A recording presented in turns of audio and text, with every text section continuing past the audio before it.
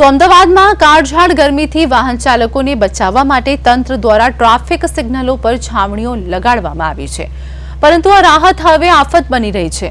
શહેરના શ્રી સ્વર્ગીય વલ્લભભાઈ ચોક વિસ્તારમાં લગાવવામાં આવેલી છાવણીઓના કારણે ટ્રાફિક વ્યવસ્થા જાળવતા સીસીટીવી કેમેરા સંપૂર્ણપણે ઢંકાઈ ગયા છે।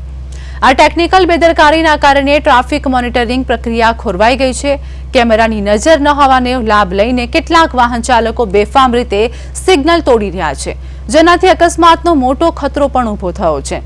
ખાસ કરીને રાત્રિના સમયે બેફામ વાહન હંકારનારા તત્વો માટે કેમેરા ઢંકાઈ જવું એ આશીર્વાદ સમાન બની ગયું છે। ગરમીથી બચાવવાની પહેલ ઉત્તમ છે, પરંતુ તેની સામે શહેરની સુરક્ષા અને ટ્રાફિકના નિયમોનું પાલન જોખમાય તે કેટલું યોગ્ય? હવે તંત્ર આ છાવણીઓની દિશા બદલીને કેમેરા ફરી કાર્યરત કરે છે કે કેમ તે હવે જોવું રહ્યું।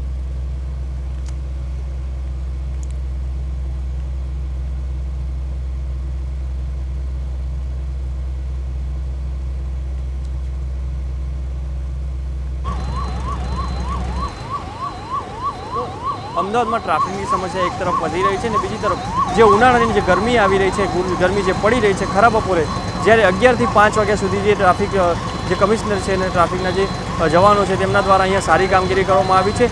વાત કરીએ તો અહીંયા જે શ્રી નારાયણભાઈ નાથાલાલ વોરા ચોક છે તેની વાત કરીએ તો અહીંયા જે હું કેમેરામેનને કહીશ કે દ્રશ્યો બતાવવામાં આવે કે ક્યાંક ને ક્યાંક જે ગ્રીન જે પટ્ટા મારવામાં આવ્યા છે, તંબુ બાંધવામાં આવે છે, જેને લઈને અત્યારે જે તાપમાન જે પડતું હોય છે તે ડાયરેક્ટ જે છે તે વાહન ચાલકો ઉપર ના પડે, અમુક જગ્યાએ જે છે તે ફુવારો પણ લગાવવામાં આવ્યા છે। તેની વાત કરીએ તો જે રીતના તમે જે દ્રશ્યો જોઈ રહ્યા છો શ્રી નારાયણભાઈ નાથાલાલ વોરા ચોકના છે, અને અત્યારે અમુક જે જગ્યા છે ત્યાં સીસીટીવી પણ નથી, અને જે સીસીટીવી લગાવેલા છે તે અત્યારે છાવણી જે બાંધવામાં આવી છે ત્યાં ઢંકાઈ ગયા છે। હું કેમેરામેન કહીશ કે રાઈટ સાઈડ જે દ્રશ્યો બતાવવામાં આવે કે અહીંયા જે સીસીટીવી કેમેરા પણ નથી તેના દ્રશ્ય બતાવવામાં આવે કે સીસીટીવી કેમેરા અહીંયા જોવા પણ મળતા નથી। અત્યારે અદાણી સિમેન્ટ દ્વારા જે અહીંયા ગુજરાત પોલીસનું બોર્ડ પણ મારવામાં આવ્યું છે અને મ્યુનિસિપલ કોર્પોરેશન દ્વારા અહીંયા જે ગ્રીન છાવણીઓ જે બાંધવામાં આવી છે ક્યાંક ને ક્યાંક જે લુખ્ખા તત્વો હોય ને બેફામ કાર ચાલકો હોય તેમના માટે અત્યારે એક છુપાવાનું જે સ્થળ હોય તે બની ગયું છે। અત્યારે જે કોઈ કાર ચાલક જે છે તે એક્સિડન્ટ થઈ જાય, કોઈ ઘટના થઈ જાય તો પોલીસને પણ તેને શોધવું મુશ્કેલ પડી શકે છે। કેમેરામેન પ્રવીણ દવે સાથે સ્મિત ઉપાધ્યાય।